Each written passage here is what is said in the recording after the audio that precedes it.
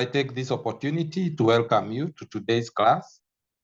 Today we are in communication and writing skills, and the topic is public speaking and presentation. If you are joining us for the first time, my name is David Maina. Now, today we are looking at public speaking and presentation. This is a very important topic because we need to speak to be able. We need to know how to be able to speak. We need to know how to speak. We need to know how to articulate issues and deliver speech. Because I can tell you for sure, as you grow, you'll come across, you'll visit some people somewhere and you'll be asked to say something to a group of people. Either they will tell you to say a prayer, either they will tell you to, your manager will tell you, today I will not be in a meeting, so you will represent me in that meeting. So when you're told to stand and speak, you must be able to do that. That's why today we are looking at public speaking and presentation. So we are going to look at the nitty-gritties of the key areas in which we must master when we are doing our presentation. So we start with our introduction. And we are saying, purpose of public speaking, like every good story, every public speech has a purpose. Every public speech, it has a purpose. It is often called thesis. So the purpose of a public speech is the thesis, or you can even call it the main idea. Now, the purpose usually controls the development of a speech. Like if we have a purpose of the speech, for example, the purpose is motivation. We are motivating class 8 students who are about to do their KCSE or their final exam. It actually means that if we are going to speak, we will not talk about any other thing, but we will be talking about motivation only. The purpose controls that development of a speech. The purpose is about female genital mutilation, or maybe, for example, something like sexual transmitted infections. Then our talk will be on sexual transmitted infections. We will not be talking about cars. We're not going to talk about buying properties. So the thesis or the purpose controls the development of that particular speech. So a speaker even repeat or rephrase the purpose, make it clear. And to make it clear. Like I like the way journalists present debates. For example, if there is a debate on TV or on radio, you will most of the time hear the presenter repeating the purpose of the debate, because he or she realizes that people will be joining that debate anytime. Maybe there is just that person who has just tuned in the station. It's that person who has just switched on the TV. So this person does not understand, is not understanding what is happening. So the the presenter or the moderator of that particular speech, that particular debate, will keep on repeating the purpose and even rephrasing the purpose, make it clear that if people are going to call in the station, if people are going to send in their reactions, and their reactions will be in line with the purpose that is being discussed in that particular TV or radio station. So a clear purpose does two things. It does two things. One, it helps the listener understand all the information. Like if the clear purpose is about the finance bill, it helps the listener understand all the information that is being said in that particular speech or in the delivery of that particular speech. It also helps the speaker to stay on the topic. The speaker cannot speak about anything else. If you're talking about the finance bill, we are going to focus on finance bill. We're not going to talk about, say, for example, STI, sexual transmitted infections, and topic is about the finance bill. So it helps the speaker to stay on the topic, not to deviate from the topic that is supposed to be the topic that we are supposed to tackle. So the purpose of a speech are, number one, is to inform. One of the purpose of speech is to inform. So maybe you want your listener to understand something. So if they already know something about your subject, it may help them understand that things or that subject better. And I've given an example here. Suppose you have a special talent of taking photographs of pets. So you decide to give a speech that will teach these skills to others. So the purpose of your speech then is to inform. So through facts, through methods, examples that you describe in your listener, and they will be able to learn from taking pictures of pets. You are informing them. This is how you should do it. This is how it is done. So one of the main purposes of a speech is to inform. We can also have a speech to inform of a new variant of COVID-19. Tell you or to inform you how you should prevent yourself from the new variant of COVID-19. So, inform, number one, purpose of speech. Number two, purpose of a speech is to persuade. Maybe you want to change your listeners' minds. You want them to agree with you. You may want to prove something. You may even want to get them to take some, you may even want to get them to take some action. For example, imagine, for example, that your school does not open the gym in the morning before the classes start. Only open in the evening. You should, and you'd like the gym to be opened hours before the classes starts in the morning. So you feel you have several good reasons for changing what? This particular policy. So you decide to give a speech to convince your classmates to agree with you. So that when you go there, you will be able to convince the principal. You also want them to help you convince the principal to change that particular policy. Because there are people who go to gym in the morning, they like it that way. And there are people who like doing it in the evening. So the purpose of your speech then is to persuade.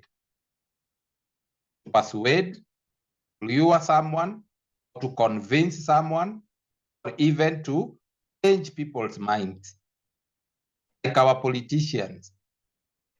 Whenever their term is over, 5 years term are over, you will find them coming back to you.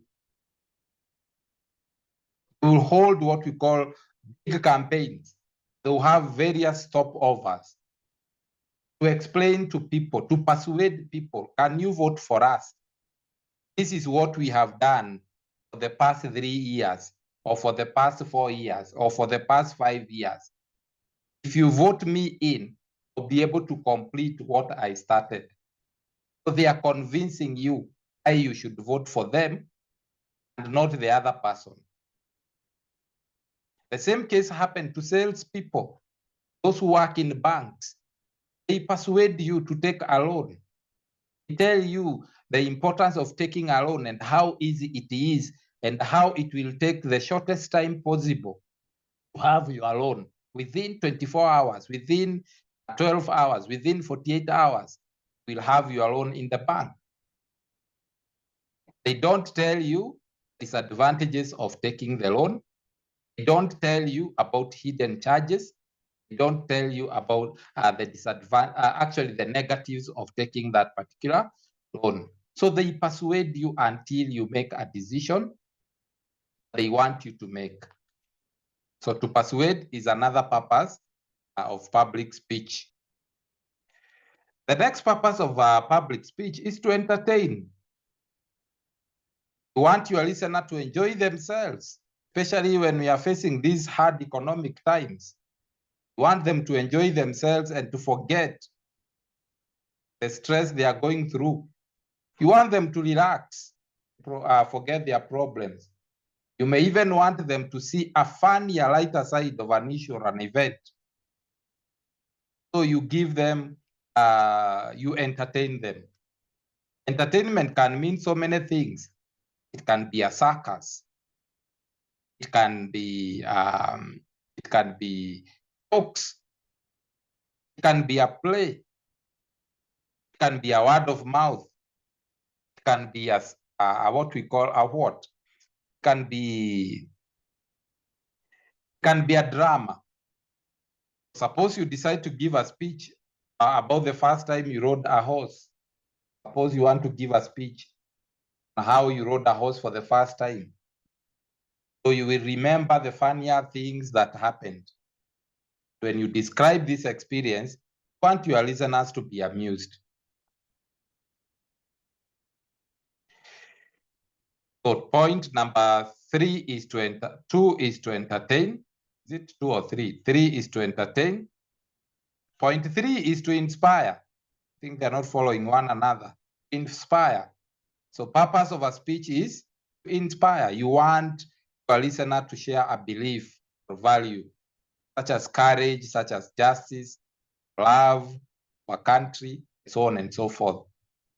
You want them, through your speech, to feel encouraged or moved. For example, you are in university. You are you are doing a certain course in a university. There are students that you left behind. Maybe it's the form 2, the form 3s. The principal, they call you, come and inspire these students. So he may tell you tomorrow or next week, or even today in the evening, and you come and inspire these students. Tell them that you are one of us and you made it. In other words, you're trying to encourage them.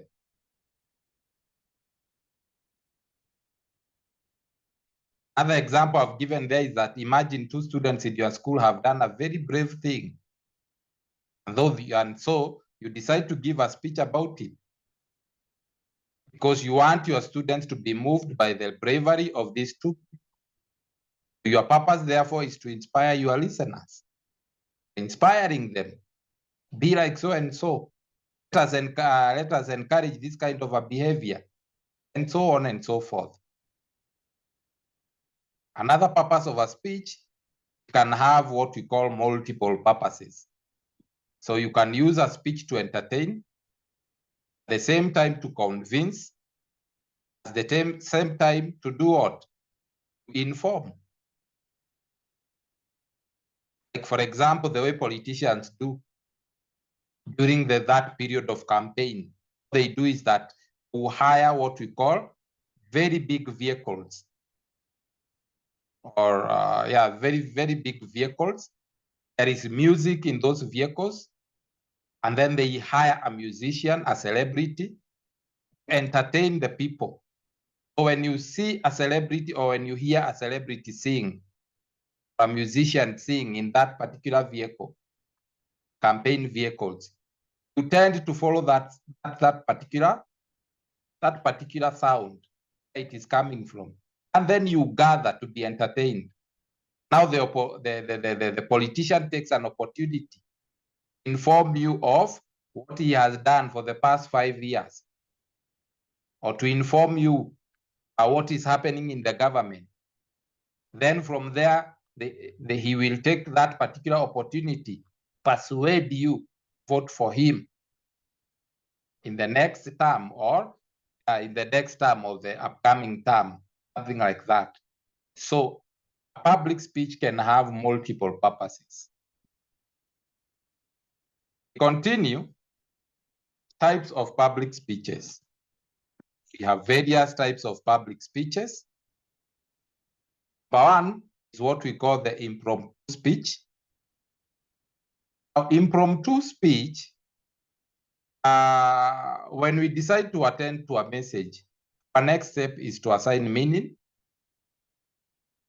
This involves assimilating the message. In other words, we are saying that when you talk about impromptu speech, an impromptu speech is a speech that you give, that is, and you are not prepared. It's an impromptu speech. You are not prepared to give it. For example, maybe you have somebody has welcomed you to their graduation party. And they tell you that my graduation party will be on a Saturday next month. I invite you as my lecturer. Because they have invited you, not as a guest, but as a normal, not a normal, but as others. They have been invited.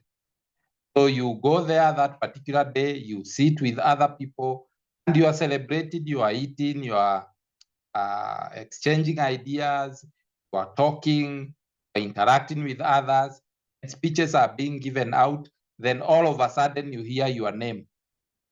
You can welcome Mr. Maxwell, come and give us a speech concerning the academics or concerning this student or concerning the university that he teaches. You are not prepared. That one, it makes you think on your feet. As you walk to the podium, you are thinking, what am I going to say? You are not prepared, and you are not prepared at all. That one is called the impromptu speech. The one that makes you think on your feet, or thinking as you give the speech. That speech is not always organized. The people understand. People understand that the speech should not be so well furnished.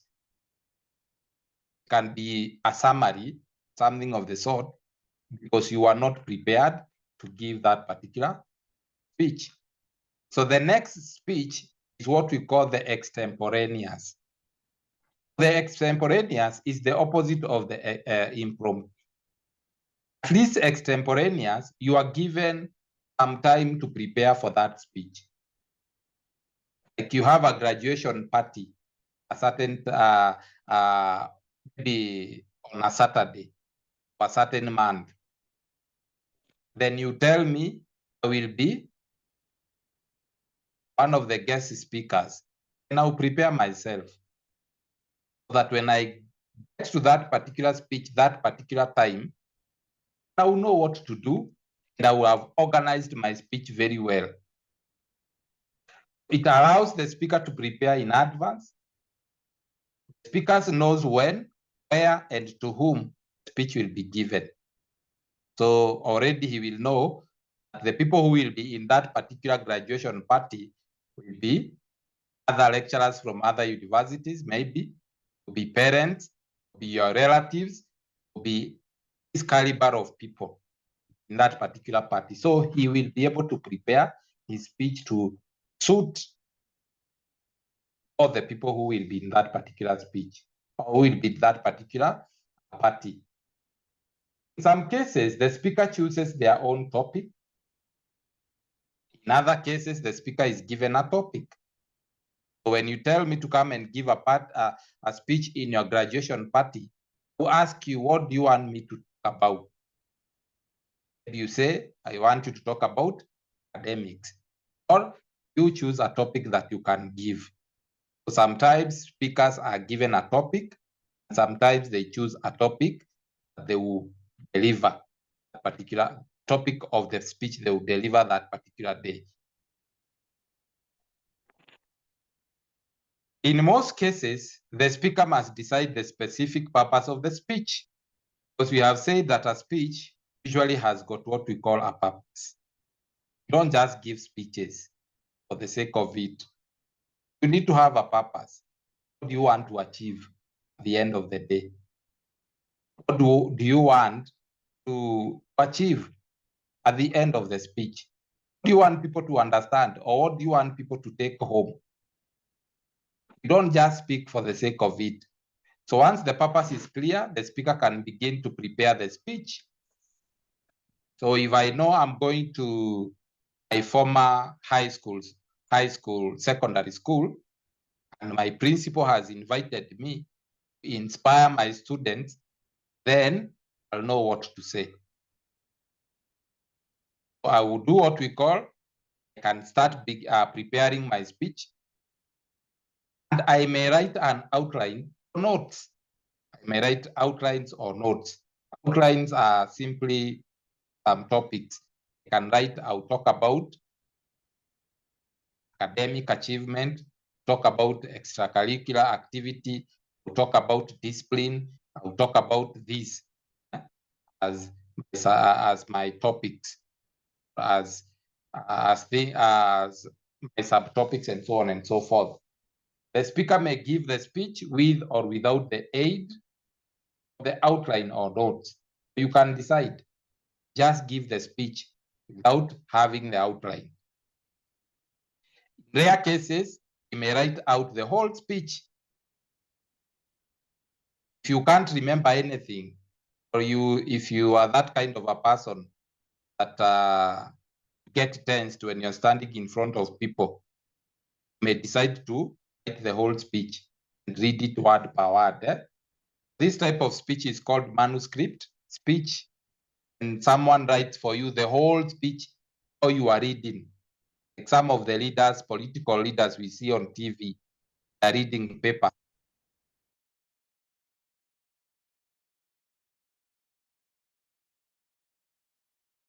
So we are saying that you have seen these political leaders on TV, in papers. It is called manuscript, reading from a manuscript, because maybe you cannot remember everything that you that you may want to tell the people. So because of that, you do what we call manuscript. Next is what we call the general purposes of speeches. We have general purposes of speeches. So speeches serves different general purposes. Number one, we have what we call introduction. Introduction and what? Introduction and responses.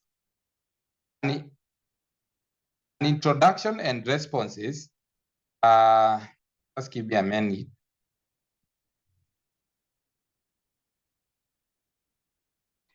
An introduction is a short speech. It's a short speech that introduces a guest speaker.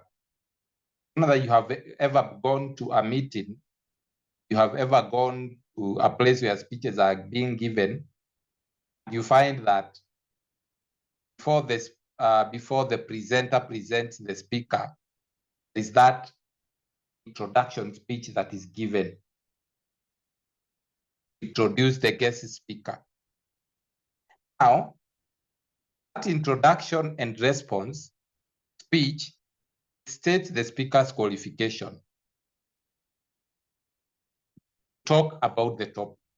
So they will tell you that this, at all, it's about female genital mutilation.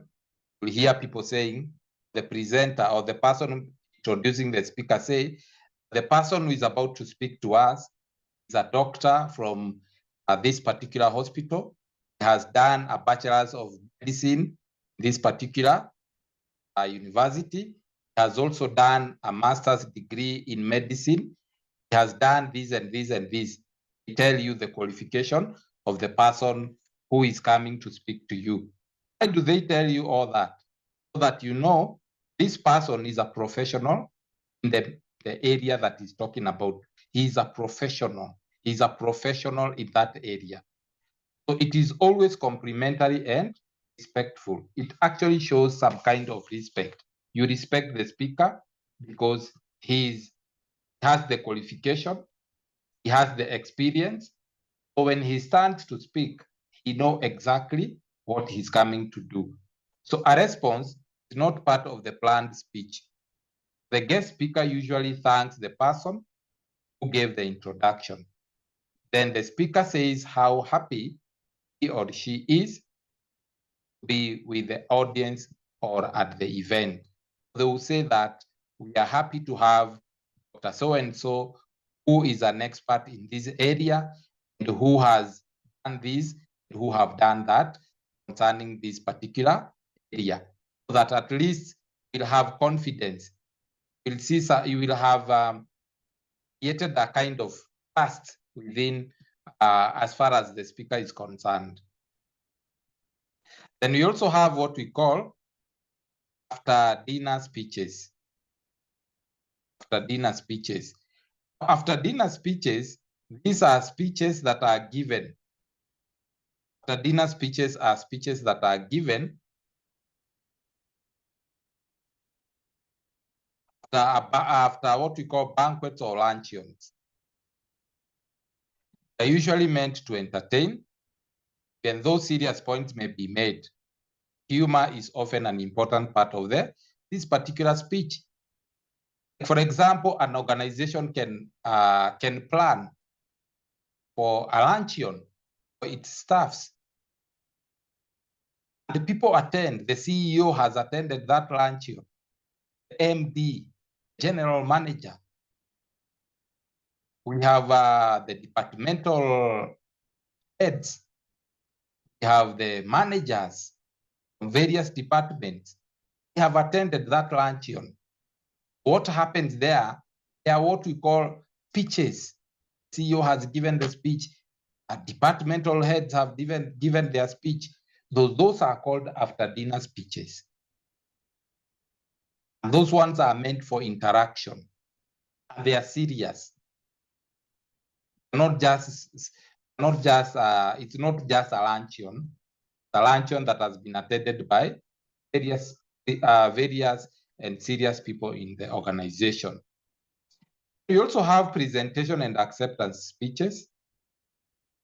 Now, presentation and acceptance speeches,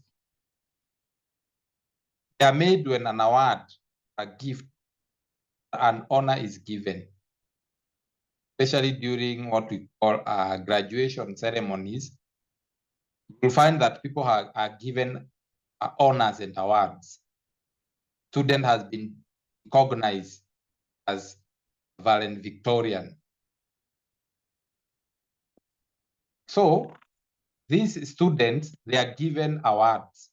Before they are given awards, we are told that we are giving this student an award because he has emerged the best in this particular year, in this particular semester. So the speaker usually explains what the award is for, why the person deserves it. An acceptance speech is given by person who gets the honor. Once you are given the award, also given time to give a speech. You have been given an honor, an honorary degree, and you are given time to speak and say something about university, say something about yourself, or say something about the course that the receiver thanks the donor and the presenter and explains the personal meaning of the award. The person will say, I thank the university for giving me this award. This is a serious university.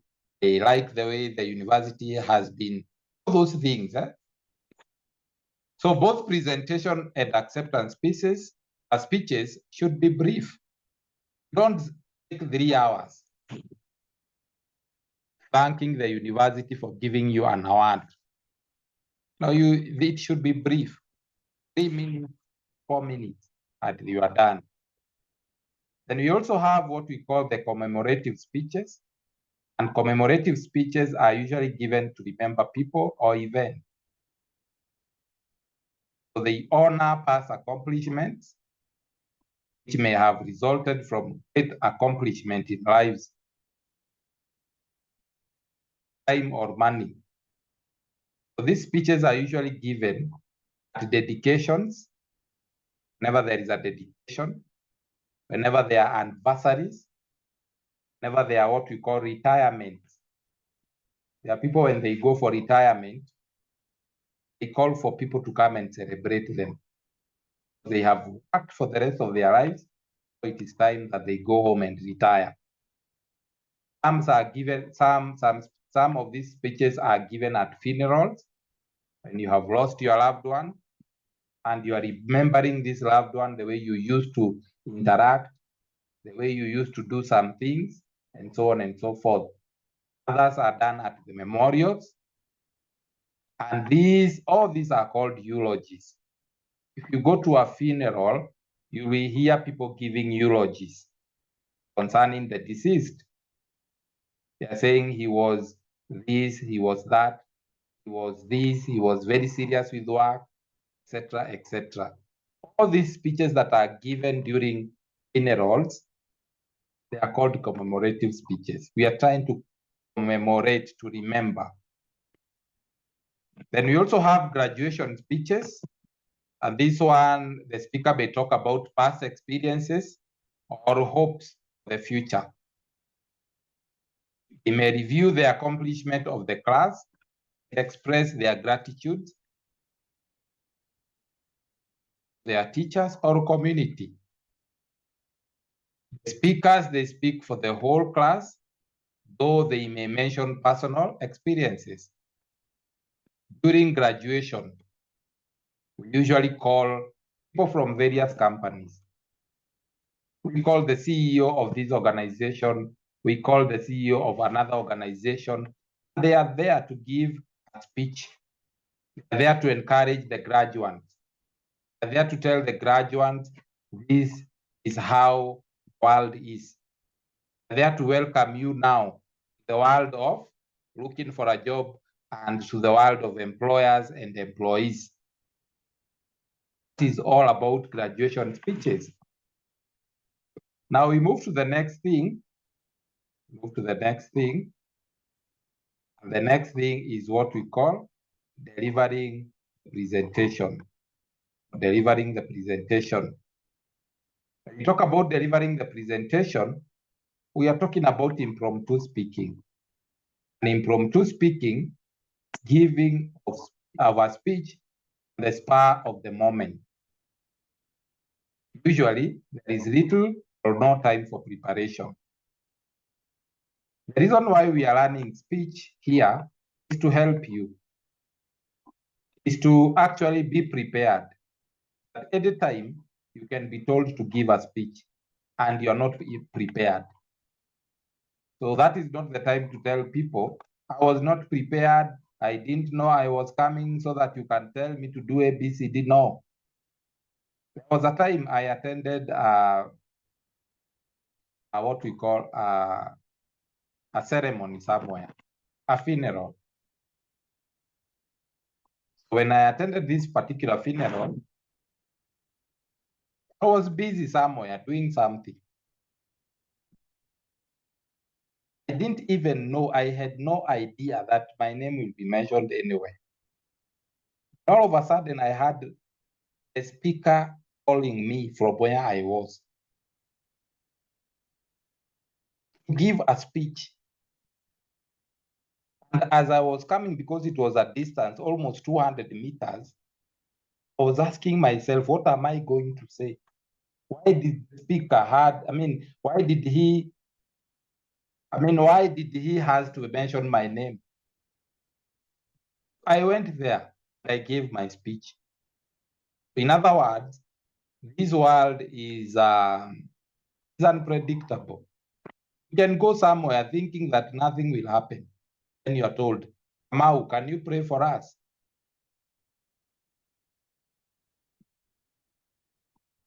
So you don't hide and you run away. You stand and you pray. Sometimes your instructor may ask you to give an impromptu speech in class. You don't tell that speaker, I was not prepared, so I'm not going to give a speech. It's very rude. That shows how coward you are. So nobody wants to be a coward. And so when you're called upon to give a speech, you just stand and you give a speech. It is expected that you are not prepared. Because you are not prepared, we don't expect you to give a very furnished speech, a very perfect speech. No. Next type of delivery is speaking from a manuscript. Like you can see from the image there, that lady is giving a speech, but he's speaking from what he has written. It involves writing out the entire speech and reading it out to the audience. When you read a speech, you can get a clear idea of how long it is. So manuscript speaking is a good method when exact timing is necessary. The problem with what we call the manuscript reading is that you only read, not even explaining anything, only reading. Even if that, in case that manuscript get lost, it's like all you are everything in your brains. Your brains have been, it gets lost, you are done. You cannot remember anything, in short. So that is another method of delivering a speech. Another method of delivering a speech is memorizing the speech. This one takes a lot of time. Like the way we used to do it during drama festivals. We used to memorize a whole poem. We used to memorize a script so that when you are acting, don't forget your words. Memorizing the speech, it involves writing out the entire speech and then committing it to memory word. Memory word for word. It has the same advantages for speakers as the manuscript method. Exact wording can be planned, phrases and sentences can be crafted, and potential problems in language can be eliminated. This is the best thing about what we call the memorizing of the speech. You memorize the speech, the good words. Actual sense, when you memorize the speech, it's very difficult for people to know that,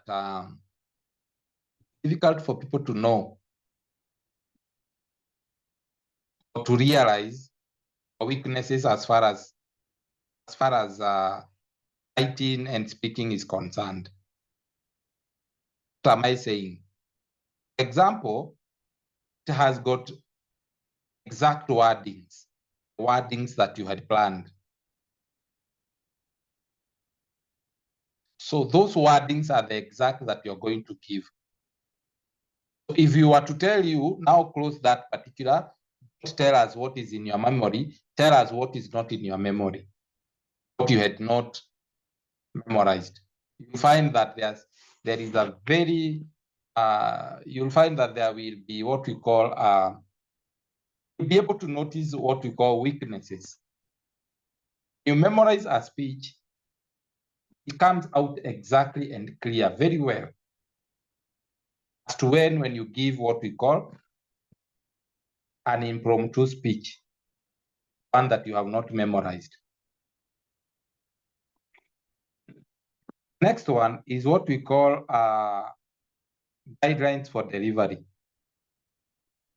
Guidelines. You need to know the guidelines for delivery. And one of the guidelines for delivery is how you look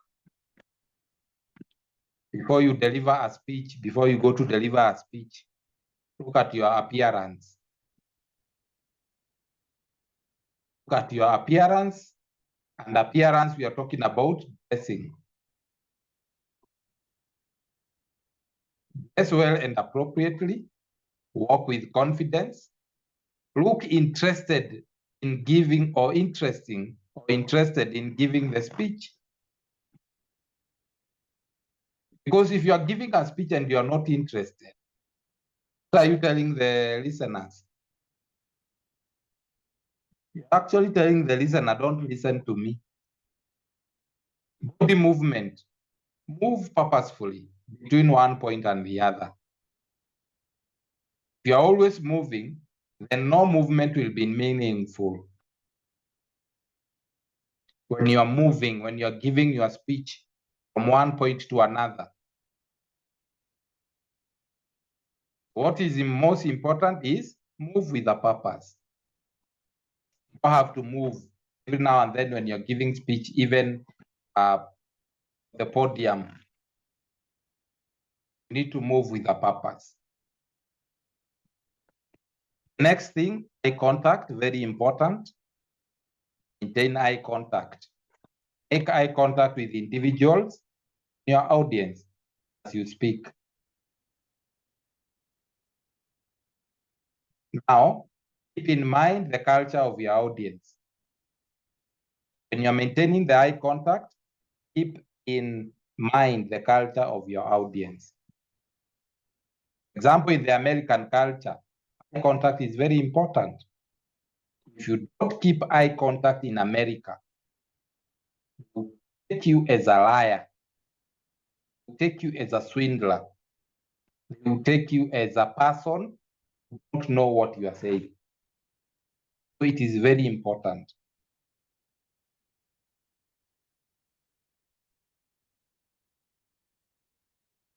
In Somali culture, it is wise to avoid eye contact with the opposite sex. Not only in Somali, but there are some cultures whereby it is very wrong.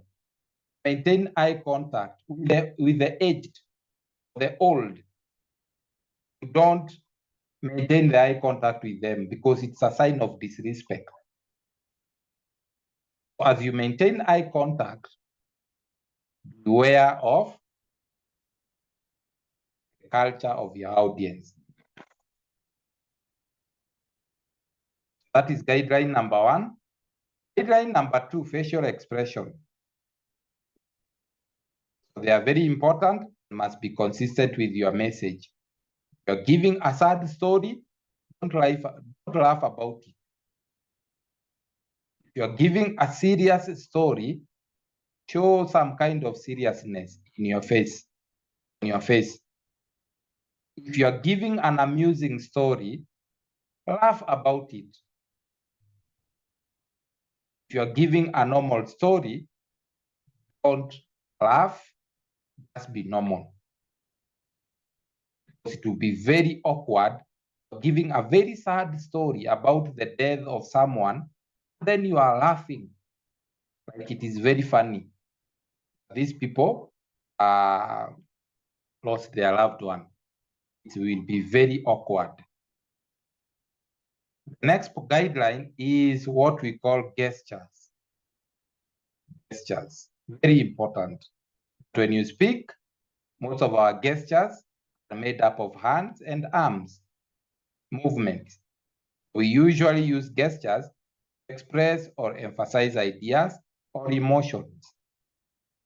The speaker is speaking, you are fiddling. The speaker is speaking, your hands are in the mouth. The speaker is speaking, you are holding your head with your arm.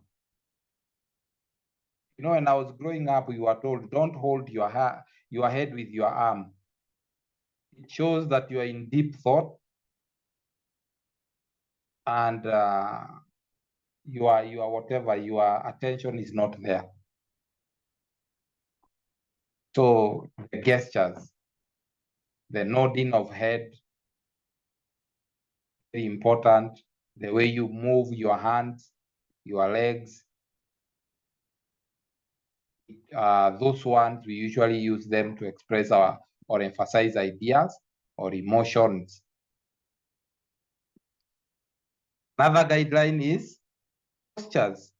The way you stand, the way you sit, it matters a lot. Like you have been called for an interview, and you are sitting at the edge of the seat, like you want to run away. It's an interview. What are you trying to tell the interviewers? Or you have been called for an interview, then you have the backpack, your bag. So is at the back. You're not removing your bag from the back, and you are seated on the seat with the bag between your back and the seat. You're not moving. What does that tell you? Or it shows that you're not comfortable about that particular place. This is a matter of how we walk, we stand. If you drag your feet, for example, or slouch, you could be communicating that you are lazy, you are sick, or you are tired, or depressed. Also keep in mind the way you sit on your seat. I talked about that. How you rise and how you walk to the podium. I happened to watch a speech that was given by PLO Lumumba. He was delivering that speech in Nigeria. And I was looking at the way he was walking. PLO Lumumba, once he was an introduction speech was given about him. He stood up like a very young person and he walked to the podium very quickly with a lot of energy, with a lot of energy. He walked and he went and stood beside the presenter, who was actually giving what we call an introduction speech about him. I like the way he stood before the people, confidently, looking at them, the way he started the speech.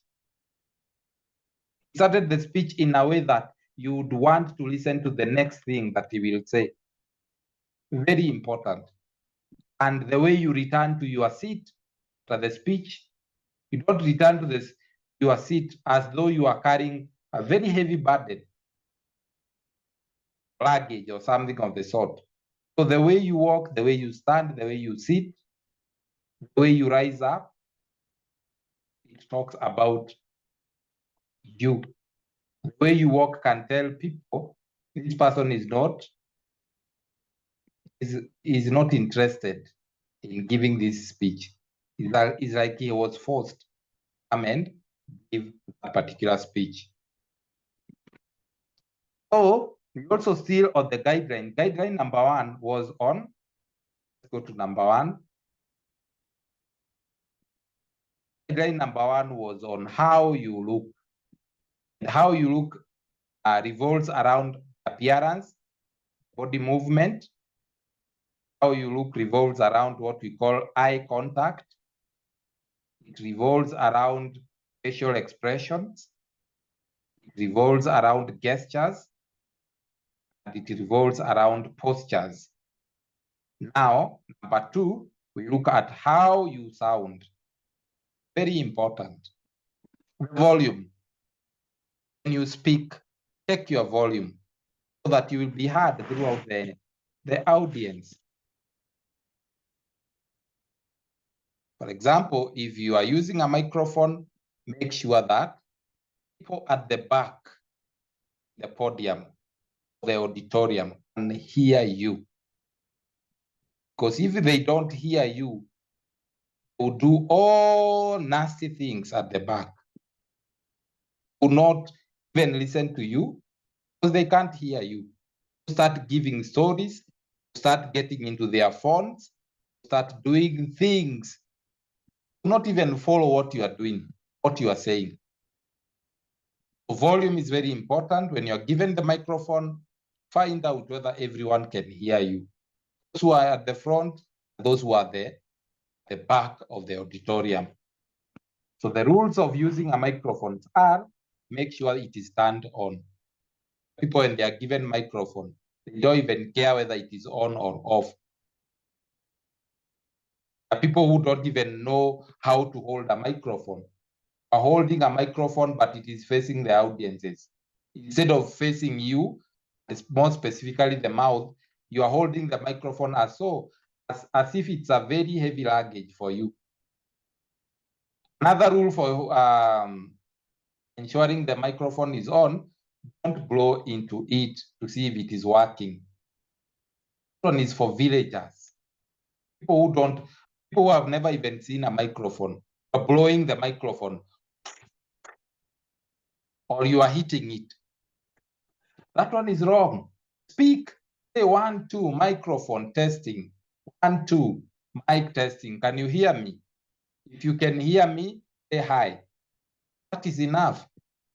Adjust it to your height. Adjust it to your height if at all you've been given the one that is stuck on a piece of metal. Adjust it to your height and stand 8 to 12 inches away from it when you speak. You don't bring your mouth so close to the microphone, because when you speak, it's like those words will not be coming out clearly. The pace at which you speak is very important. And pace refers to how fast or how slowly you speak. If you speak too fast, it may be difficult for people to understand you. If you speak too slowly, you risk losing the attention of your audience. So the pace is very important. At the way you speak, speed. Pitch and inflection. This is the range of tones used in speaking. Inflection refers to change in pitch used to emphasize certain words and phrases. So pitch is how high or how low your voice is. We also have enunciation, made up of articulation and pronunciation.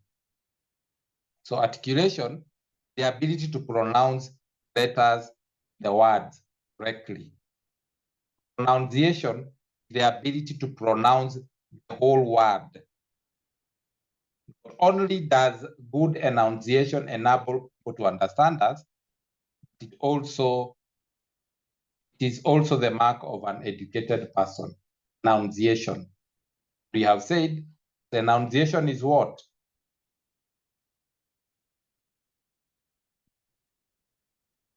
We have said that it is made up of articulation and pronunciation. Articulation is the ability to pronounce the letters in the words correctly.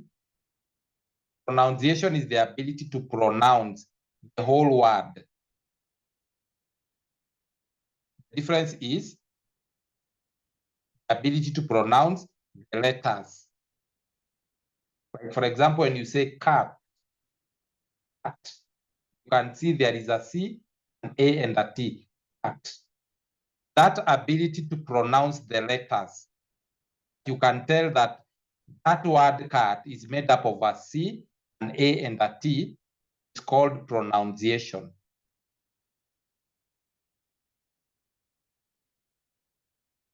It's called articulation. That ability to pronounce that word properly is called articulation.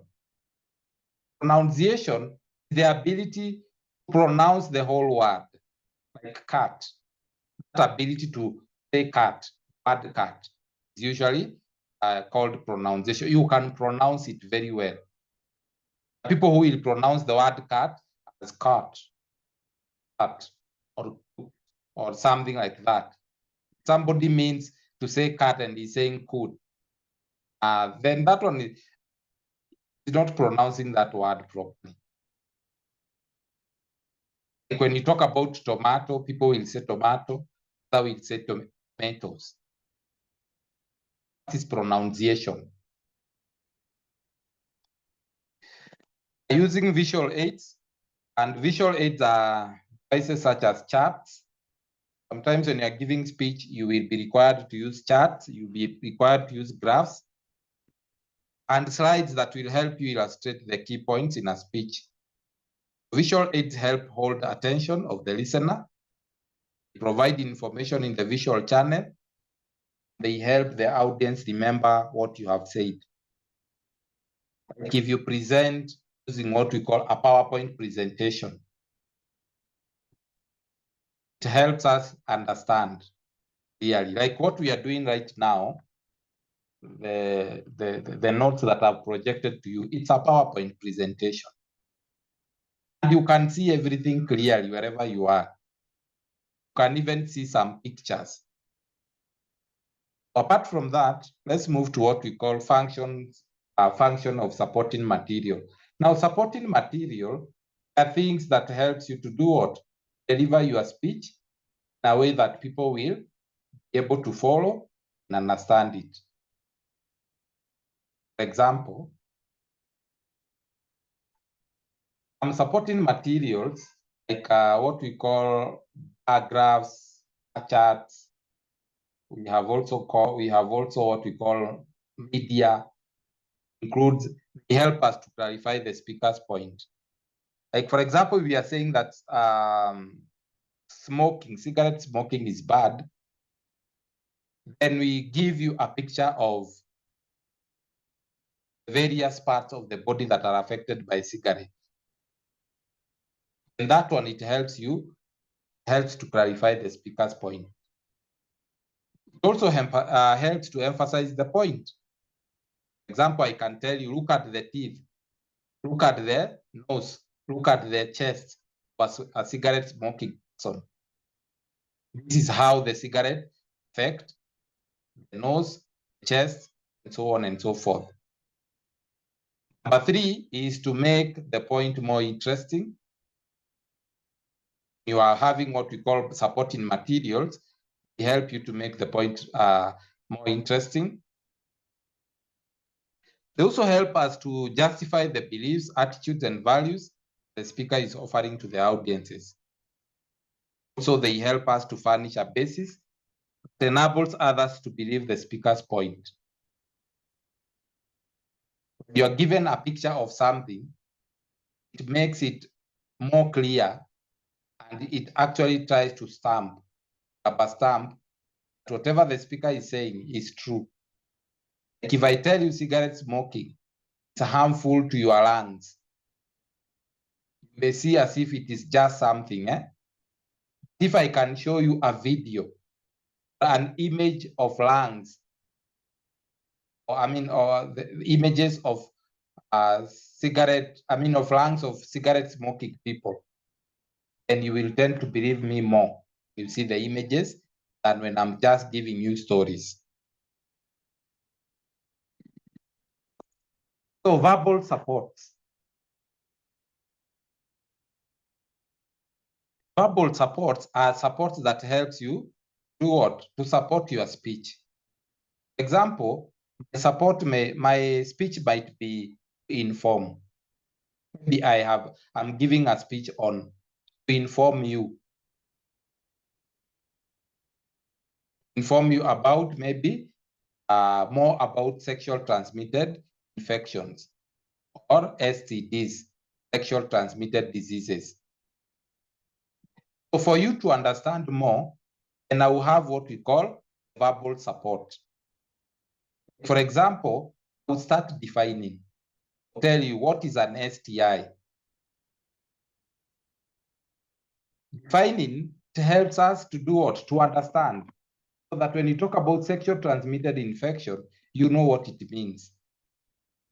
Definitions help us to understand. Number 2, examples.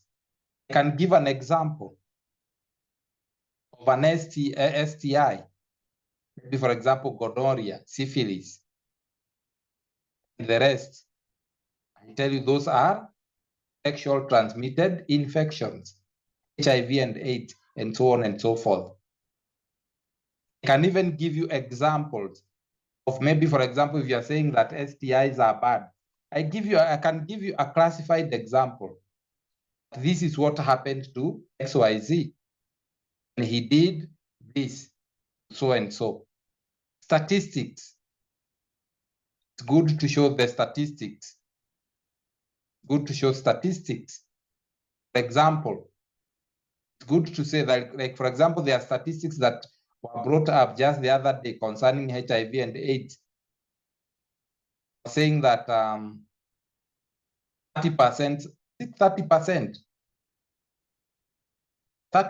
of Kenyans have got HIV positive. They were saying that is it 1.4 million people? 1.4 million people are HIV positive. Those are statistics. Comparisons, very important. Maybe we want to see the difference between maybe syphilis and gonorrhea. I can tell you gonorrhea is like this, syphilis is like this, so that you can compare and contrast the two. You can see the differences between the two. Citations. Citations is, it refers to what? Citations refers to words and thoughts of others. They are particularly useful when you wish to add strong proof, support for assertions or points you make. No one is expected to be an expert in all subjects.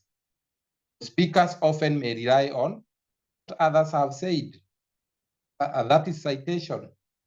Rely on what experts, what doctors have said concerning a particular disease, concerning what you are talking about. Stories. Stories are very important in your speech. Stories, they help people remember what they were taught. For example, you can tell them stories about what you are talking about, so that at least it can help them remember. Having said that, I think we have a task today. We have a task today, and the task is on further reading. This one I have provided notes for you. So you will read on types of visual aids. We read on kinds of media for presented visual aids. For example, kinds of media for presented visual aids include what? It includes PowerPoint, we have slides, we have video tapes, we have whiteboard in our classes. Those ones are the media used for presenting visual aids. What are the rules for using visual aids? There are several. For example, be sure you have a reason using a visual aid. Don't just say, I will use PowerPoint, and you don't have a reason for using it. So match the sophistication of your visual to the audience. For example, if you are going to differentiate between an engine and a gearbox, it's very sophisticated. You will need a visual aid. Do what? Differentiate between the two. Apart from that, we look at rules for using visual aids. For example, some of the we have looked at there. Actually, we have said that functions of visual aids. For example, we have one function of the visual aids to show how things look, to show how things work, to hold the readers, the listeners' attention, and also to help the audience remember what you have said. Those are some of the functions of visual aids. Unless there is a question,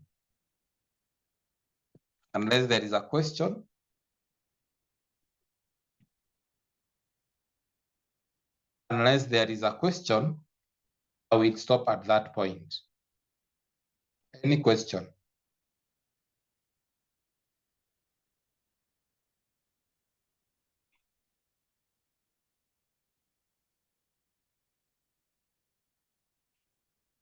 No question.